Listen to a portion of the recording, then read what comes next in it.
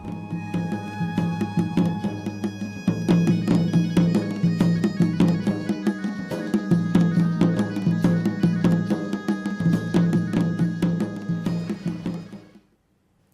स्वागत है आप सभी का देवभूमि समाचार में। मैं आपके साथ निकिता कश्यप। बुलेटिन की शुरुआत करते हैं। खबर देहरादून से है, जहां मुख्यमंत्री पुष्कर सिंह धामी ने लालकुआं विधानसभा क्षेत्र के विधायक डॉक्टर मोहन सिंह बिष्ट और डोईवाला के विधायक ब्रजभूषण गैरोला से मुख्यमंत्री आवास पर शिष्टाचार की भेंट की। आपको बताते चले कि इस दौरान दोनों विधायकों ने अपने अपने क्षेत्रों में जुड़ी जन समस्याओं, विकास कार्य और स्थानीय आवश्यकताओं की जानकारी मुख्यमंत्री पुष्कर सिंह धामी को दी। आपको बताते चले कि उन्होंने जनता की अपेक्षाओं और प्राथमिकताओं को मुख्यमंत्री के सामने विस्तार पूर्वक रखा। जब मुख्यमंत्री पुष्कर सिंह धामी ने विधायकों की बातों को गंभीरता से सुनते हुए कहा कि राज्य सरकार जनता की भावनाओं के अनुरूप त्वरित, पारदर्शी और परिणामोन्मुखी कार्य प्रणाली के लिए प्रतिबद्ध है, और जहां उन्होंने विधायकों की प्रमुख मांगों पर सकारात्मक दृष्टिकोण अपनाते हुए आश्वासन देते हुए संबंधित विभागों को शीघ्र ही उचित कार्रवाई करने के निर्देश दिए।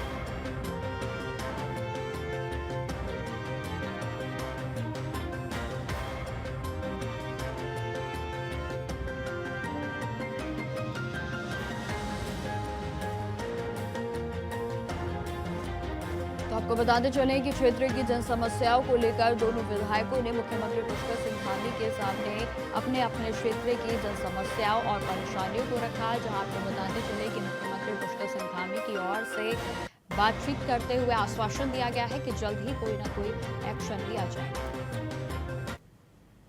खबरों में आगे बढ़ते हैं। दिल्ली में लाल किले के पास हुए भीषण धमाके के बाद उत्तराखंड की राजधानी देहरादून में सुरक्षा एजेंसियां अलर्ट मोड पर हैं। आपको बताते चले कि डीजीपी के निर्देश पर पूरे जनपद में सघन चेकिंग अभियान शुरू कर दिया गया है, और जहां एसएसपी देहरादून स्वयं सड़कों पर उतरकर सुरक्षा व्यवस्थाओं का जायजा ले रहे हैं। बताते चले कि रेलवे स्टेशन, बस अड्डे, मॉल, बाजार और साथ ही साथ भीड़ भाड़ वाले स्थानों पर पुलिस ने डॉग स्क्वाड और बीडीएस की टीमों को तैनात कर दिया है, जहां सुरक्षा व्यवस्था को लेकर हर आने जाने वाले वाहन और व्यक्ति की सघन जांच की जा रही है। तो वहीं दिल्ली कार ब्लास्ट के हादसे के बाद अब असर सीधा जो है इसका प्रभाव देहरादून और आसपास के क्षेत्रों में देखने को मिला है, जहां पुलिस टीमों को जनपद सीमाओं के साथ साथ आंतरिक मार्गों पर भी मुस्तैद कर दिया गया।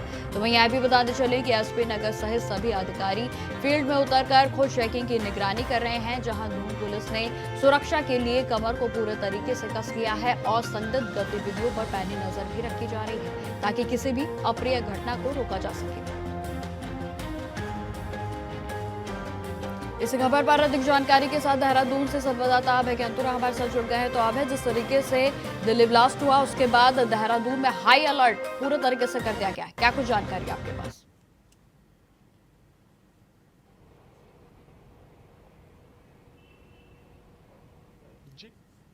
तो जिस तरीके से आपको बता दें कि दिल्ली ब्लास्ट के बाद पूरे तरीके से देहरादून में हाई अलर्ट कर दिया गया है, और इसी खबर पर अधिक जानकारी के साथ संवाददाता अभय कैंतुरा हमारे साथ देहरादून से जुड़ गए हैं। तो अभय, जिस तरीके से दिल्ली ब्लास्ट हुआ उसके बाद सीधा असर जो है अब देहरादून में दिखने को मिल रहा है, जहां हाई अलर्ट पूरे तरीके से कर दिया गया है, क्या कुछ जानकारी आपके पास?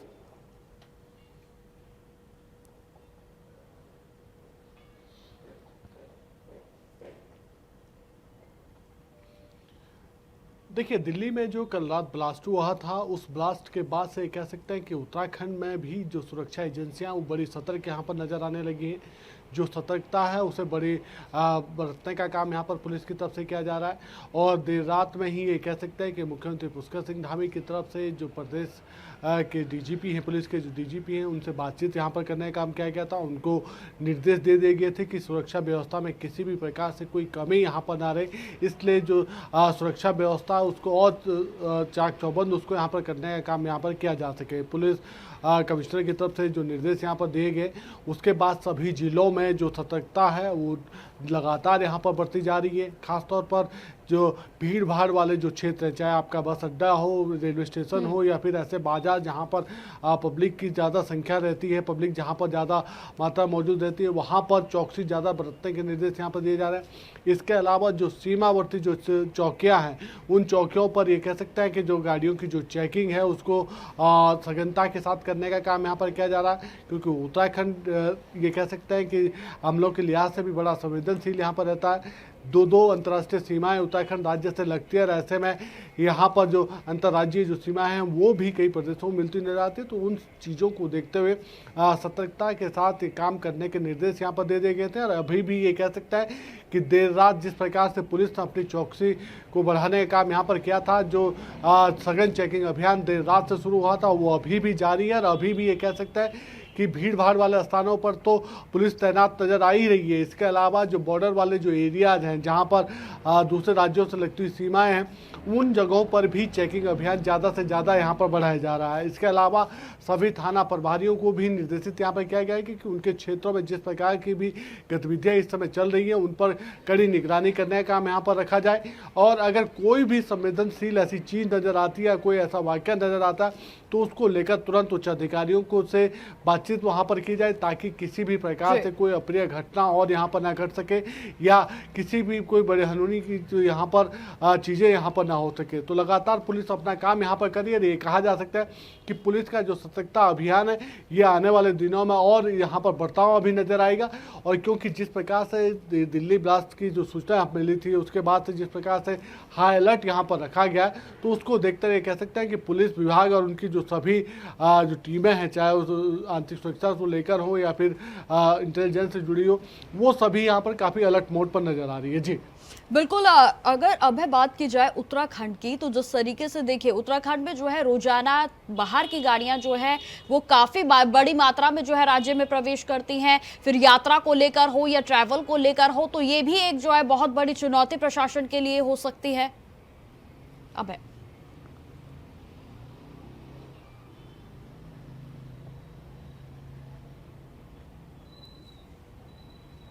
देखिए, सबसे बड़ी बात है कि उत्तराखंड से जो संपर्क है सीधा, आप कह सकते हैं कि पड़ोसी राज्य उत्तर प्रदेश से है, दिल्ली से भी ज़्यादातर यहाँ पर गाड़ियाँ आती हैं, पंजाब और चंडीगढ़ हिमाचल से भी रोजाना की संख्या में यहाँ पर लाखों की संख्या में गाड़ियाँ यहाँ पर आती जाती हैं।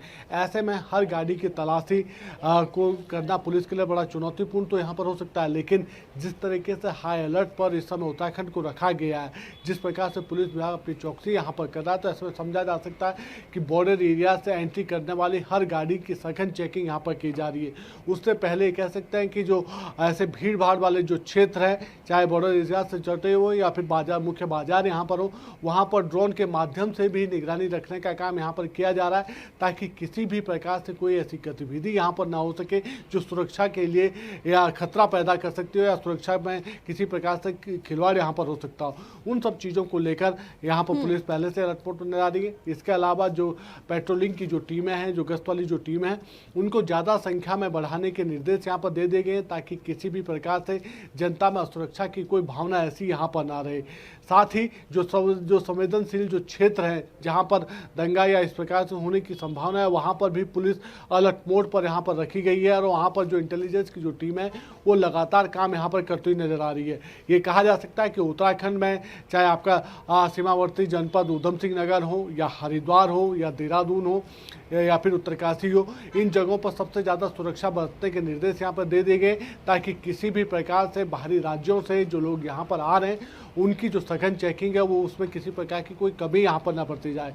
ये अधिकारियों को साफ तौर पर निर्देशित कर दिया गया था कि अगर कोई भी अपने कार्यों में लापरवाही बरतता है, कोई भी अगर अपने कार्यों में ढिलाई यहाँ पर बरतता है, तो फिर उसके खिलाफ अनुशासनात्मक कार्रवाई यहाँ पर की जा सकती है। और ये कहा जा सकता है कि उसके खिलाफ जो उनकी जो सेवा नियमावली में जो आचरण संबंधी जो चीज़ें हैं उसके विरुद्ध यहाँ पर कार्रवाई हो सकती है। जी ठीक है, तमाम जानकारी के लिए आपका बहुत बहुत धन्यवाद। जिस तरीके से आपको बता दें कि जिस तरीके से बीते कल लाल किले पर धमाका हुआ, उसके बाद देश भर में जो सुरक्षा एजेंसियां हैं वो पूरे तरीके से सतर्क हैं। और वहीं देहरादून की बात की जाए तो देहरादून भी इस समय पूरे तरीके से अलर्ट मोड पर है। तो दिल्ली के लाल किले के पास हुए कार धमाके के बाद उत्तराखंड में हाई अलर्ट जारी कर दिया गया है। बताते चले कि राज्य के पुलिस महानिदेशक ने सभी जिलों में सुरक्षा को लेकर सख्त निर्देशों को जारी किया है और इसके तहत अंतर्राष्ट्रीय और अंतर्राज्यीय सीमाओं पर धार्मिक स्थलों, बाजारों, बस अड्डों, रेलवे स्टेशन, मॉल्स और अन्य भीड़भाड़ वाले क्षेत्रों में सघन चेकिंग अभियान भी चलाए जा रहे हैं। बताते चले कि जिला प्रभारी और पुलिस अधिकारियों को अतिरिक्त सतर्कता बरतने, गश्त बढ़ाने और सोशल मीडिया पर निगरानी रखने के भी निर्देश दिए गए हैं। साथ ही साथ चीता मोबाइल यूनिट्स, पेट्रोल कार और साथ ही साथ बम निरोधक दस्ता और डॉग स्क्वाड को भी सक्रिय किया गया है, जो कि संवेदनशील क्षेत्रों में लगातार तलाशी और चेकिंग अभियान चला रहे हैं। तो वहीं मुख्यालय की पुलिस कंट्रोल रूम से भी जो है राज्य भर की जो भी गतिविधियां हैं उन पर पूरे तरीके से नजर बनाई हुई है। और जहां आपको बता दें कि पुलिस महानिदेशक ने प्रदेशवासियों से अफवाहों से बचने और किसी भी संदिग्ध गतिविधि की सूचना पुलिस को देने की अपील की।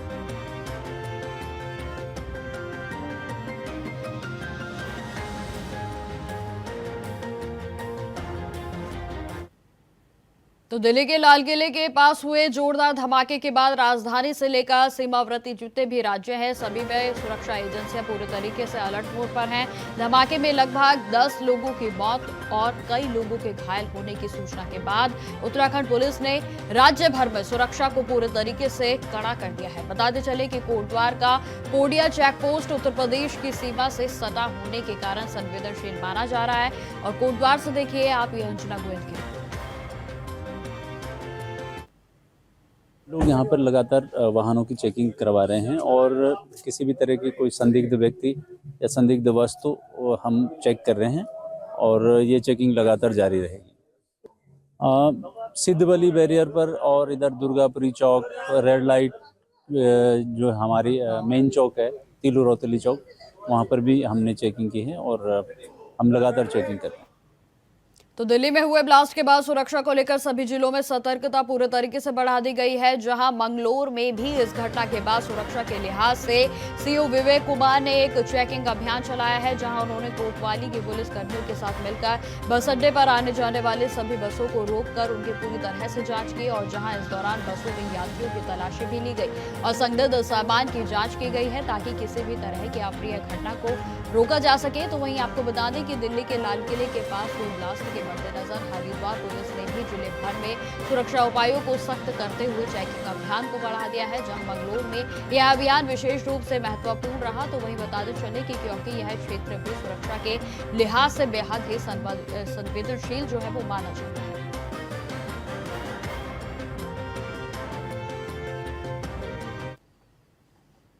खबरों में आगे बढ़ते हैं। अब खबर देहरादून से है, जहां स्थित ग्राफिक एरा डीम्ड यूनिवर्सिटी में औषधीय और सुगंधित पौधों पर राष्ट्रीय सम्मेलन का शुभारंभ हुआ।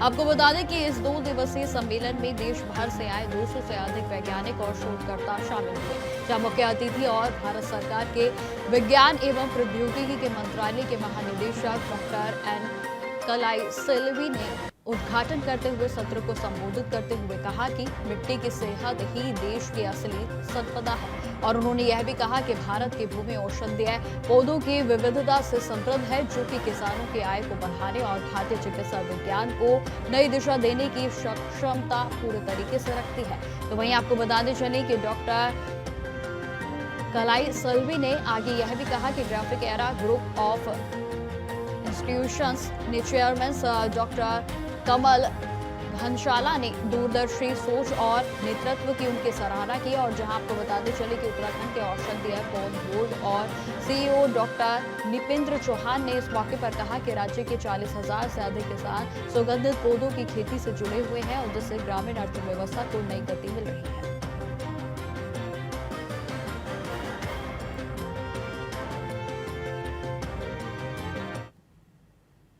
खबरों में आगे बढ़ते हैं। उत्तराखंड राज्य के सभी जनपदों यानी कि हरिद्वार को छोड़कर सभी में त्रिस्तरीय पंचायत के सामान्य निर्वाचन 2025 की तिथियां जारी कर दी गई है। जहां राज्य निर्वाचन आयोग ने उत्तराखंड के द्वारा जारी की गई अधिसूचना के अनुसार आगामी 20 नवंबर को सुबह 8 बजे से शाम के 5 बजे तक मतदान संपन्न होगा। जहां पंचायत चुनावों को लेकर प्रशासनिक तैयारियां भी पूरी तरीके से तेज कर दी गई हैं। तो वहीं इसी के साथ पंचायतों के विभिन्न कारणों से रिक्त हुए सदस्य ग्राम पंचायत प्रधान ग्राम पंचायत और सदस्य क्षेत्र पंचायत के साथ साथ सदस्य जिला पंचायत के पदों पर भी, जो कि किसी न्यायालय के स्थगन आदेश से बाधित नहीं है, उन पर सभी पर उपनिर्वाचन भी इसी प्रक्रिया के तहत कराए जाएंगे। जहां राज्य निर्वाचन आयोग ने निष्पक्ष और शांतिपूर्ण मतदान सुनिश्चित करने के लिए निर्देश अधिकारियों को जारी कर दिए हैं।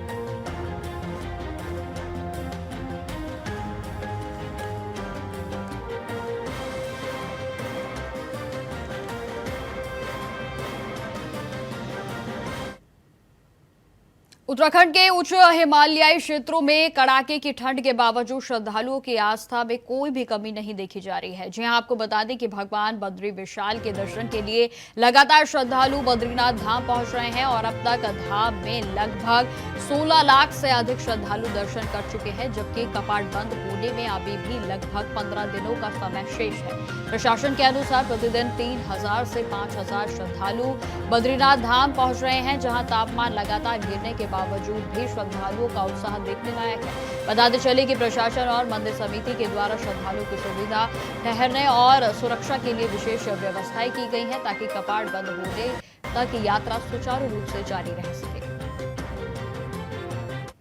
देखिए, अभी तक बद्रीनाथ धाम में जो यात्रियों की संख्या है इस साल वो 16 लाख पार हो गई है और अभी भी क्योंकि निरंतर 3000 से 5000 के बीच में यात्री आ ही रहे हैं।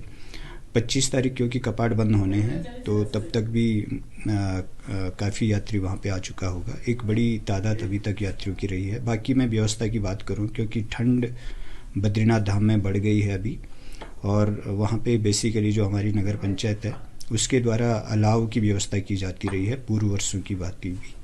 और बाकी जो हमारे गीजर सिस्टम वहाँ पे कुछ लगे हुए हैं, जो यात्रियों को गर्म पानी की सुविधा हम देते रहते हैं। और कोई भी अगर किसी स्पेसिफिक समस्या को इंगित किया जाता है तो उसके लिए हम तत्पर तैयार हैं कि किसी भी तरीके से यात्रियों को कोई दिक्कतें ना हो। खबरों में आगे बढ़ते हैं। मुख्यमंत्री पुष्कर सिंह धामी के नेतृत्व में Uttarakhand civil aviation development authority यानी कि यूकाडा ने उत्तराखंड राज्य गठन के 25 वर्षों के उपलक्ष्य में एक भव्य ड्रोन लाइट शो आयोजित किया। आपको बताते चले कि इस कार्यक्रम में उत्तराखंड की सांस्कृतिक, आध्यात्मिक और प्राकृतिक धरोहर को आकाश में प्रदर्शित किया गया।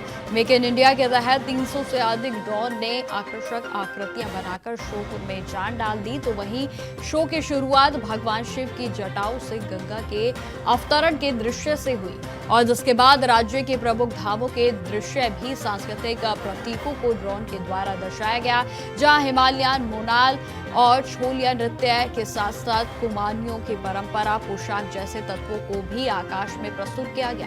कार्यक्रम का समापन हेलीकॉप्टर एविएशन और उत्तराखंड की सिविल एविएशन के प्रतीक चिन्ह से हुआ, जो कि राज्य की प्रगति और भविष्य की नई उड़ानों का प्रतीक है।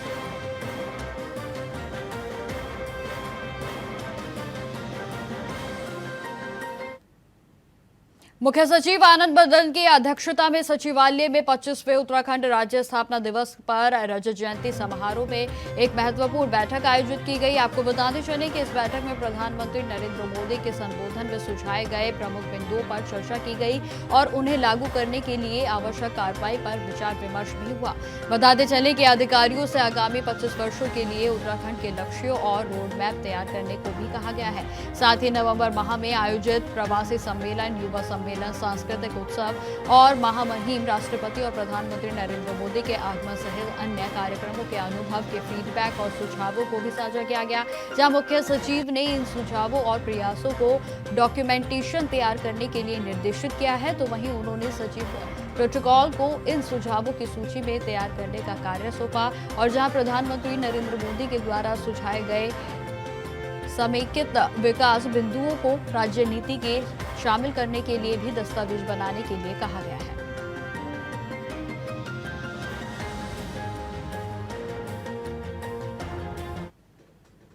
उत्तराखंड राज्य की रजत जयंती के अवसर पर राजधानी देहरादून में आयोजित मुख्य समारोह में प्रधानमंत्री नरेंद्र मोदी ने शिरकत की और इस ऐतिहासिक मौके पर प्रधानमंत्री की मौजूदगी को बीजेपी ने राज्य के लिए एक बड़ी उपलब्धि बताया है। तो वहीं पार्टी के नेताओं का कहना है कि पीएम नरेंद्र मोदी का उत्तराखंड के प्रति विशेष लगाव है और उनकी अगुवाई में राज्य ने विकास की नई ऊंचाइयों को छुआ है। तो वहीं बीजेपी के प्रदेश अध्यक्ष महेंद्र भट्ट ने कहा कि कांग्रेस के पास राज्य के विकास के लिए कोई भी दृष्टि नहीं है, इसलिए वह केवल आलोचना तक ही सीमित है। तो वहीं आपको बता दें कि कांग्रेस ने प्रधानमंत्री नरेंद्र मोदी के दौरे को राजनीतिक और निजी लाभ से जोड़ते हुए कटाक्ष किया। कल की प्रधानमंत्री की रैली से बौखला गई है। कांग्रेस अपने शब्द प्रधानमंत्री को मुंह में डालने के जो बयानबाजी कर रही है, वो कम से कम लोकतांत्रिक राज्य में, लोकतांत्रिक देश में उचित नहीं है। प्रधानमंत्री जी उत्तराखंड के लिए क्या करते हैं, कितना क्या है, ये उत्तराखंड की जनता जानती है। और कल का भी जो उनका उद्बोधन था, उन्हें उत्तराखंड के आगामी 25 सालों के दिशा को प्रदर्शित किया है। और मैं कह सकता हूँ उत्तराखंड राज्य के अंदर जो उन्होंने कहा, केंद्र सरकार हर संभव मदद के लिए, हर सहयोग के लिए राज्य सरकार खड़ी है, यही बड़ा संदेश है जो प्रधानमंत्री जी ने इस राज्य के विकास के लिए दिया है। ना वो प्रधानमंत्री नहीं है, वो प्रचार मंत्री है। मणिपुर 1.5-2 साल तक जलते रहा, लेकिन प्रधानमंत्री वहां नहीं गए। लेकिन जिन राज्यों में चुनाव होता है वहां जल्दी पहुंच जाते थे। प्रधानमंत्री की जिम्मेदारी है, अगर पूरे इस अखंड भारत के किसी भी राज्य में, किसी भी कोने में लोग तकलीफ में है, यहाँ दिक्कत आ रही है, तो इनको वहां जाके उसको ठीक करने की कोशिश करनी चाहिए। लेकिन वो ऐसा नहीं करते। वो वहीं जाते हैं जहां उनका मतलब होता है, जहां चुनाव होते हैं और चुनाव रैलियों को संबोधित करना होता है। केवल यहां तक प्रधानमंत्री सीमित। अब खबर पिथौरागढ़ से है, जहां पर कलेक्टर सभागार में आयोजित जनसुनवाई कार्यक्रम में अध्यक्षता में जिलाधिकारी आशीष कुमार भटगाई ने सुनवाई की। आपको बताते चले कि जनसुनवाई में कुल 45 लोगों ने अपनी शिकायतें और समस्याएं दर्ज कराई और जिसमें से अधिकांश का समाधान मौके पर ही कर दिया गया। जिलाधिकारी ने कहा कि जनता की समस्याओं का त्वरित और पारदर्शी निस्तारण प्रशासन की सर्वोच्च प्राथमिकता है। उन्होंने स्पष्ट किया है कि किसी भी शिकायत को अनावश्यक रूप से लंबित नहीं रखा जाएगा और जहां सुनवाई के दौरान प्राप्त शिकायतों में मुख्य रूप से पेयजल, विद्युत, सड़क, पेंशन, शिक्षा और स्वास्थ्य से संबंधित मुद्दे प्रमुख रहे। बताते चले कि जिलाधिकारी ने सभी विभागीय अधिकारियों को निर्देशित किया है कि वे जनता की समस्याओं का शीघ्र और ही प्रभावी समाधान सुनिश्चित करें। उन्होंने कहा कि जन सुनवाई का उद्देश्य जनता और प्रशासन के बीच सीधा संवाद स्थापित करना है, ताकि जमीनी स्तर पर समस्याओं का तुरंत निस्तारण किया जा सके।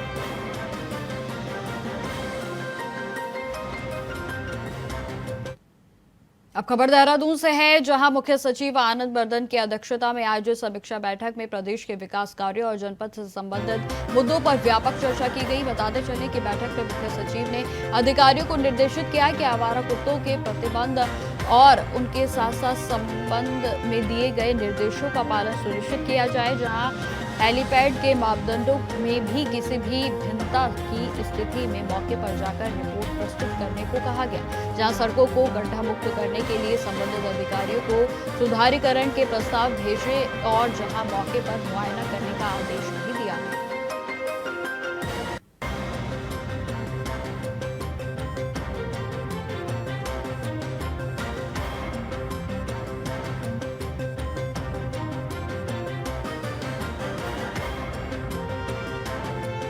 तो आपको बता दें कि मुख्य सचिव की अध्यक्षता में बैठक हुई और जिसमें तमाम मुद्दों पर विचार मंथन किया गया। तो वहीं आपको बताते चले कि खासतौर पर विकास को दरमियान रखते हुए तमाम निर्देश उनकी ओर से दिए गए। तो फिलहाल मेरे साथ इस बुलेटिन में इतना ही। देश दुनिया की तमाम खबरों की जानकारी के लिए बने रहे हमारे साथ। नमस्कार।